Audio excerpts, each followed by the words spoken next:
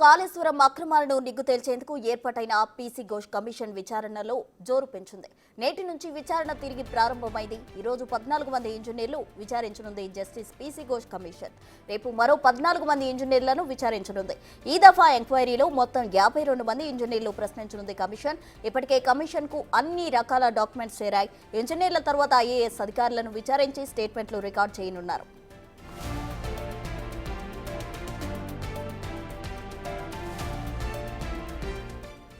ఐఏఎస్ల అనంతరం కాంట్రాక్టర్ల విచారణ జరగనుంది. అకౌంట్స్ డిపార్ట్మెంట్ అధికారులను సైతం విచారణ చేయనుంది కమిషన్. నిధుల సేకరణ, నిధుల బదిలీల అంశంపై ఫోకస్ పెట్టింది. ఆ తర్వాత అప్పటి ప్రభుత్వ పెద్దలను సైతం బహిరంగ విచారణకు పిలువనున్నారు. హరీష్ రావు, కేసీఆర్లను విచారణకు పిలిచే యోచనలో ఉంది కమిషన్. కాళేశ్వరం 3 బ్యారేజ్లకు చెందిన కీలక అంశాలు ఇప్పటికే సేకరించింది కమిషన్ చీఫ్ జస్టిస్ చంద్రఘోష్. ఇప్పటి కాళేశ్వరం విచారణ తుది దశకు చేరింది. డిసెంబర్లో ప్రభుత్వానికి నివేదిక ఇవ్వనుంది పీసీ ఘోష్ కమిషన్.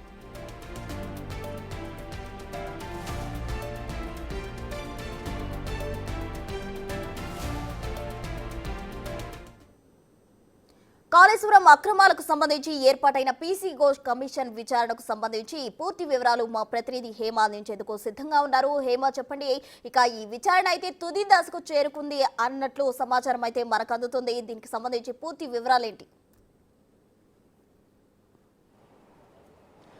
కాళేశ్వరం విచారణ తుది దశకి చేరుకుందనే చెప్పుకోవచ్చు కన్ఫామ్గా. ఎందుకంటే ఇప్పటికే కీలకమైనటువంటి సమాచారం మొత్తం కూడా కమిషన్ సేకరించింది. ఎప్పటికప్పుడు విచారణలో కీలకమైనటువంటి ఇన్ఫర్మేషన్ రాబడుతుంది. మరొక వైపు కీలకమైనటువంటి డాక్యుమెంట్స్ కూడా ప్రస్తుతం కమిషన్ ముందున్నట్టుగా కూడా తెలుస్తుంది. అటు కాక్కి సంబంధించినటువంటి రిపోర్ట్తో పాటు ఇప్పుడు ఇటు ఎన్డీఎస్ఏ రిపోర్ట్తో పాటు స్టేట్కి సంబంధించినటువంటి విజిలెన్స్ రిపోర్ట్ కూడా ఇప్పటికే కాళేశ్వరం కమిషన్కి చేరుకుంది. మరొక వైపు ఇప్పటి వరకు వచ్చినటువంటి ఎంటైర్గా ఎవరైతే విచారణకు హాజరైనటువంటి ప్రతి ఒక్కరు కూడా కీలకమైనటువంటి డాక్యుమెంట్స్ తీసుకొని వచ్చి అటు కమిషన్ ముందుంచారు. సో ఓవరాల్గా చూసుకున్నట్టయితే ఒకవైపు విచారణ తుది దశకి చేరుకుంది. మరొక వైపు డిసెంబర్ వరకు కూడా పూర్తిగా తుది నివేదిక ఏదైతే ఉంటుందో అది కాళేశ్వరం కమిషన్ అయితే సమర్పించనుంది. అయితే ముఖ్యంగా ఈ రోజు విచారణ మనం చూసుకుంటే ఈ రోజు ఉదయం 11 గంటలకు ప్రారంభమైనటువంటి విచారణ చాలా కీలకంగా మారిందనే చెప్పుకోవచ్చు. ఎందుకంటే ఇప్పటి వరకు ఇచ్చినటువంటి ఇన్ఫర్మేషన్స్ అటు ఇంజనీర్లతో పాటు టెండర్లలో కీలకంగా ఉన్నటువంటి అధికారులతో పాటు మరొక వైపు డిజైన్స్, మోడల్స్, మోరోవర్ ప్రతి ఒక్క అంశంలో ఉన్నటువంటి ప్రతి ఒక్క ఇంజనీర్ని కూడా విచారించారు. సో ఈ నేపథ్యంలో ఈ రోజు, రేపు, ఎల్లుండి మొత్తం కూడా రోజుకి 14 మంది చొప్పున ఇంజనీర్లను విచారించనున్నారు. మొత్తం ఈ దఫా విచారణలో దాదాపు 52 మంది ఇంజనీర్లను విచారించేటటువంటి ఆలోచనలో కూడా కమిషన్ ఉంది. మరొక వైపు ఇంజనీర్లను విచారించిన తర్వాత ఐఏఎస్ అధికారులతో పాటు స్పెషల్ సెక్రటరీలను, అదేవిధంగా అప్పుడు ప్రభుత్వ పెద్దలుగా ఉన్నటువంటి ఇరిగేషన్ మినిస్టర్ హరీష్ రావు కానివ్వండి, కేసీఆర్, వీళ్ళిద్దరిని కూడా విచారించేటటువంటి అవకాశం ఉంది. మరొక వైపు అకౌంట్స్తో పాటు ట్రాన్సాక్షన్ ఎవరైతే అటు ఏవైతే నిధుల సేకరణ కానివ్వండి, నిధుల బదిలీలకు సంబంధించినటువంటి విచారణ కూడా చేపట్టనుంది. ఇక ఈ రోజు ఉదయం 11 గంటలకు ప్రారంభమైనటువంటి విచారణలో కీలకంగా ఇప్పటి వరకు 7 మంది ఇంజనీర్లను కూడా అటు కాళేశ్వరం కమిషన్ చైర్మన్ ఉన్నట్టుగా పీసీ ఘోష్ కూడా విచారించారు. ముఖ్యంగా ఒక్కొక్కరిని కేవలం 2 నుంచి 5 నిమిషాల వరకు మాత్రమే విచారిస్తున్నారు. గతంలో చూసుకుంటే సుదీర్ఘంగా విచారణ అనేది కొనసాగింది. మార్నింగ్ ఒక సెషన్లో, ఈవినింగ్ ఒక సెషన్లో సుదీర్ఘంగా విచారించారు. ఈఎన్సీ వెంకటేశ్వర్లను అయితే ఏకంగా ఒక రోజు మొత్తం విచారించి, మరొక రోజు హాఫ్ ఆఫ్ ద డే విచారించి, మరొక రోజు ఏవైతే డాక్యుమెంట్స్ ఉంటే అవి తీసుకురావాలని, అంటే మొత్తం 3 రోజులు కూడా పిలిచారు. కానీ ఇప్పుడు విచారిస్తున్నటువంటి ఇంజనీర్లను మాత్రం కేవలం 2 నుంచి 5 నిమిషాల పాటే విచారిస్తున్నారు. జస్ట్ మీ రోల్ ఏంటి, ఎందుకంటే ప్రస్తుతం విచారిస్తున్న ఇంజనీర్లంతా కూడా చివరి స్టేజ్లో ఉన్నటువంటి వాళ్ళు. సో వీళ్ళందరినీ కూడా మీ రోల్ ఏంటి, మీకు సంబంధించినటువంటి డాక్యుమెంట్స్ ఏవి మీ దగ్గర ఉన్నాయి, ఇవన్నీ కూడా వీళ్ళకి ఎప్పుడైతే నోటీసులు ఇచ్చి మీరు విచారణకు రావాలని చెప్పినటువంటి సమయంలోనే కీలకమైనటువంటి డాక్యుమెంట్స్ తీసుకురావాలంటూ కూడా చెప్పారు. ఈ నేపథ్యంలో వచ్చినటువంటి వాళ్ళు వాళ్ళ దగ్గర ఉన్నటువంటి డాక్యుమెంట్స్ని సమర్పిస్తూ మరొక వైపు వాళ్ళకి అడిగినటువంటి ప్రశ్నలు కూడా సమాధానం చెప్తున్నారు. కేవలం 2 నుంచి 5 నిమిషాల వరకు మాత్రమే విచారిస్తున్నారు. మరొక వైపు ఇప్పటి వరకు 7 మందిని విచారించారు. ఆఫ్టర్ లంచ్ మరొక 7 మందిని కూడా విచారించనున్నారు. మొత్తం ఈరోజు 14 మంది ఇంజనీర్లను విచారించిన తర్వాత రేపు మరొక 14 మంది ఇంజనీర్లను విచారించనున్నారు. మొత్తం ఈ దఫా విచారణలో మాత్రం 52 మంది ఇంజనీర్లను విచారించనున్నారు. ఇప్పటికే ఇంజనీరింగ్ చీఫ్ కానివ్వండి, ఇంజనీరింగ్ మోడల్స్ కానివ్వండి, ఇంజనీరింగ్ డిజైన్స్ కానివ్వండి, లేదంటే మాజీ ఇంజనీర్లను కానివ్వండి, లేదంటే ఎంటైర్ టెండర్స్లో ఉన్నటువంటి వాళ్ళు, ప్రాజెక్ట్ డిజైన్లు ఉన్నటువంటి వాళ్ళు, డిజైన్ మారిన తర్వాత కొత్తగా ఇన్వాల్వ్ అయినటువంటి ఇంజనీర్లు ప్రతి ఒక్కరిని కూడా విచారించారు.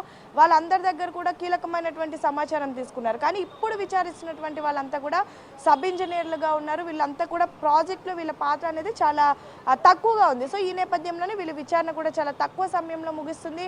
సో ఇప్పుడు ఈ దఫా విచారణ మాత్రం కీలకంగా అని చెప్పుకోవచ్చు. ఎందుకంటే ఆల్రెడీ గోస్ కమిటీ ఇంజనీర్లను విచారించిన తర్వాత ఖచ్చితంగా ఐఏఎస్ అధికారులను విచారిస్తామా అంటూ కూడా ఇప్పటికే కంగణం కట్టుకుందనే చెప్పుకోవచ్చు. ఎందుకంటే ఐఏఎస్ అధికారులకు సంబంధించి ఏవైతే క్వశ్చన్స్ ఉంటాయో వాళ్ళ ముందు ఉంచనున్నారు. మోరోవర్ చాలామంది లాస్ట్ టైం విచారణలో చెప్పినటువంటి సమయంలో అసలు ఎవరు కొన్ని ఏవైతే ప్రాజెక్ట్కి సంబంధించినటువంటి కానివ్వండి, ఇతర కొన్నిటికి ఎవరు ఆమోదం తెలిపారని అడిగినటువంటి సమయంలో అప్పుడు స్పెషల్ సెక్రటరీగా ఉన్నటువంటి సిఎస్తో పాటు మిగతా అధికారులు అని చెప్పారు. సో వాళ్ళకి సంబంధించి ఇప్పుడు ప్రస్తుతం ఇంజనీర్ల విచారణ తర్వాత ఐఏఎస్ అధికారులను, తర్వాత కొంతమంది స్పెషల్ చీఫ్ సెక్రటరీలను కూడా విచారించనున్నారు. అనంతరం అప్పుడు ముఖ్యమంత్రిగా ఉన్నటువంటి బీఆర్ఎస్ అధినేత కేసీఆర్ని కూడా పిలిచేటటువంటి ఆలోచనలో కాళేశ్వరం కమిటీ ఉందని చెప్పుకోవచ్చు. ఎందుకంటే చాలా ప్రాజెక్ట్ అంటే ముందుగా ఒక ప్రాజెక్ట్ అనుకోండి, అంటే ఫర్ ఎగ్జాంపుల్ ఏదైనా ఒక ప్రాజెక్ట్ చేయాలంటే ముందుగా ఒక మోడల్ అనుకుంటారు. ఆ మోడల్నే తర్వాత ప్రాజెక్ట్ కూడా ఆ మోడల్ మీదే ముందుకు వెళ్తుంది. కానీ సడన్గా ఆ ప్రాజెక్ట్ సంబంధించినటువంటి మోడల్ మార్చడానికి గల కారణాలు ఏంటి? మోరోవర్ ప్రాజెక్ట్ అనుకున్నప్పుడు ఒక బడ్జెట్ అనుకుంటారు. సో ఆ బడ్జెటే ఫైనల్ అవుతుంది, దానికోసమే టెండర్లను కూడా పిలుస్తారు. కానీ ఒక్కసారిగా మొత్తం అంటే ఇన్ కేస్ డిజైన్ మారినా కొంచెం బడ్జెట్ అనేది కొంచెం ఎక్కువ అవ్వాలి. కానీ ప్రస్తుతం లాస్ట్ టైం ఈఎన్సీ వెంకటేశ్వర్లు ఇచ్చినటువంటి సమాచారం మేరకు ఏకంగా ప్రాజెక్ట్కి సంబంధించినటువంటి బడ్జెట్ అనేది అనుకున్న దానికంటే డబల్ అయింది. కేవలం కాళేశ్వరమే కాదు, అటు మేడిగడ్డ, అన్నారంలో కూడా ఇదే పరిస్థితి అంటూ కూడా చెప్పుకొచ్చారు. 3 ప్రాజెక్టులకు కూడా ఎందుకు డిజైన్ మార్చాల్సి వచ్చింది, ఎందుకు బడ్జెట్ పెరగాల్సి వచ్చింది, ఈ అన్ని కోణాల్లో కూడా ప్రశ్నించనున్నారు. మరొక వైపు చాలా అంశాలకు పర్మిషన్ ఇచ్చింది అప్పుడు ఇరిగేషన్ మినిస్టర్గా ఉన్నటువంటి మాజీ మంత్రి హరీష్ రావు అని చెప్పినటువంటి నేపథ్యంలో హరీష్ రావుని పిలిచేటటువంటి ఆలోచనలు కూడా అధికారులు ఉన్నట్టుగా కూడా తెలుస్తోంది. సో మొత్తానికైతే ఈసారి విచారణ అనేది చాలా కీలకం. ఎందుకంటే ఇదే చివరి విచారణ కానుంది. ఎందుకంటే డిసెంబర్ వరకు కూడా ఫైనల్ నివేదిక ఇవ్వాలని భావించినటువంటి నేపథ్యంలో ఇదే కాళేశ్వరంకి సంబంధించినటువంటి చివరి విచారణ అని కూడా భావించవచ్చు. లేదంటే ఇప్పుడు ఇంజనీర్లు కానివ్వండి, అధికారులు కానివ్వండి, ఐఏఎస్ అధికారులు ఇచ్చినటువంటి ఇన్ఫర్మేషన్ని బేస్ చేసుకొని మరొకసారి కమిటీ విచారిస్తుందా, లేదా ఇదే ఫైనల్ విచారణ అవుతుందా? ఎందుకంటే డిసెంబర్ వరకు at any cost final report అయితే సబ్మిట్ చేసే ఆలోచనలో కమిషన్ ఉంది. కేసీఆర్ దీనికి విచారణకు హాజరు కాకుండా స్కిప్ చేయడం జరిగింది. అయితే ఈసారి ఫైనల్ గా కేసీఆర్ హరీష్ రావులను కూడా పిలుస్తారు అంటున్నారు. మరి వాళ్ళు ఈసారైనా హాజరయ్యి విచారణకు సహకరిస్తారా?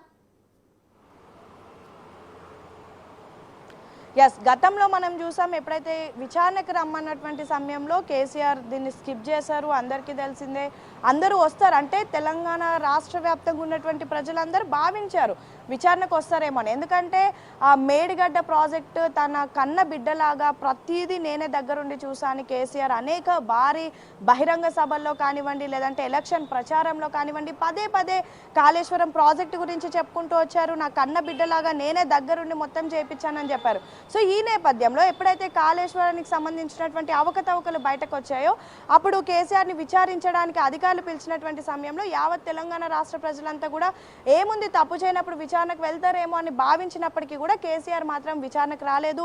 సో దాని తర్వాత జరిగినటువంటి పరిణామాలన్నీ మనం చూసాం. ఎంతోమంది అధికారులను కూడా విచారించారు. రాజకీయంగా కూడా ఒక్కసారి ఇదంతా మలుపు తిరిగింది. కానీ ఈసారి మరి కేసీఆర్ని విచారణకు పిలిచే ఆలోచనలో ఇటు గోష్ కమిటీ ఉంది. మరి విచారణకు వస్తారా రారా అనేది మాత్రం ఒక క్వశ్చన్ మార్క్ అనే చెప్పుకోవచ్చు. కానీ కేసీఆర్ విచారణకు వస్తే మాత్రం కమిటీకి కూడా చాలా కీలకమైనటువంటి సమాచారం కూడా అందుతుంది. ఎందుకంటే ప్రాజెక్టులో చాలా కీలక పాత్ర అటు కేసీఆర్ కానివ్వండి, అప్పుడు ఇరిగేషన్ మంత్రిగా ఉన్నటువంటి హరీష్ రావు, వీళ్ళిద్దరే కీలకంగా ఉన్నారు. కాబట్టి వీళ్ళిద్దరు వస్తే మాత్రం ఈ ఎంటైర్ అసలు కాళేశ్వరం ప్రాజెక్ట్కి సంబంధించి ఒక క్లారిటీ వస్తుంది. కానీ కేసీఆర్ విచారణకు వస్తారా, హరీష్ రావు వస్తారా రారా అనేది మాత్రం స్టిల్ ఒక క్వశ్చన్ మార్కే. కానీ వీళ్ళిద్దరు వస్తేనే ఈ విచారణ అనేది ఒక కంప్లీట్ అవుతుంది. అంటే ఒక ఫైనల్ నివేదిక ఇవ్వాలంటే ఫుల్ ప్లెజ్డ్గా క్లియర్ ఇన్ఫర్మేషన్ ఇవ్వాల్సి ఉంటుంది. కేవలం కేవలం ఇంజనీర్లు ఐఏఎస్ అధికారులు దగ్గర సమాచారం తీసుకొనే కాకుండా ఎవరైతే ప్రభుత్వ పెద్దలుగా ఉన్నారో వాళ్ళకి సంబంధించినటువంటి ఇన్ఫర్మేషన్ అంటే వాళ్ళని కూడా క్వశ్చన్ చేసి వాళ్ళ దగ్గర నుంచి వచ్చినటువంటి ఆన్సర్స్ని కూడా బేస్ చేసుకొని ఒక ఫైనల్ రిపోర్ట్ తయారు చేస్తేనే ఆ రిపోర్ట్ కంటే ఒక వాల్యూ ఉంటుంది. కానీ మరి ఇప్పుడు కమిషన్ ఏ విధంగా ముందుకు వెళ్తుంది అనేది మాత్రం స్టిల్ ఒక సస్పెన్స్గా మారిందనే చెప్పుకోవచ్చు. కేవలం ఇంజనీర్లు ఐఏఎస్ అధికారులను విచారించిన తర్వాత కేసీఆర్కి కానివ్వండి హరీష్ రావుకి కానివ్వండి నోటీసులు అందిస్తారా, ఇన్ కేసు వాళ్ళు వస్తే వాళ్ళని ఏ విధంగా క్వశ్చన్ చేస్తారు, రాకపోతే నెక్స్ట్ ఏ విధంగా ముందుకు వెళ్తారు, ఇదంతా కూడా చాలా కీలకంగా మారింది. సో మొత్తానికైతే ఇదంతా జరగాలంటే మరికొద్ది రోజులు వేచి చూడాల్సిందే. ఇప్పటికైతే ఒకవైపు ఇంజనీర్లను విచారిస్తున్నారు, తర్వాత ఐఏఎస్ అధికారులను విచారించిన తర్వాత హరీష్ రావుకి కేసీఆర్కి నోటీసులు ఇచ్చేటటువంటి ఆలోచనలు అయితే కోర్స్ కమిటీ ఉంది. ఇన్ కేస్ వాళ్ళు వస్తే ఏ విధంగా వాళ్ళని క్వశ్చన్ చేయాలి, రాకపోతే నెక్స్ట్ ఏ విధంగా ముందుకు వెళ్ళాలనే ఆలోచనలు అయితే ఖచ్చితంగా కమిషన్ ఉందనే చెప్పుకోవచ్చు. Thank you Hema.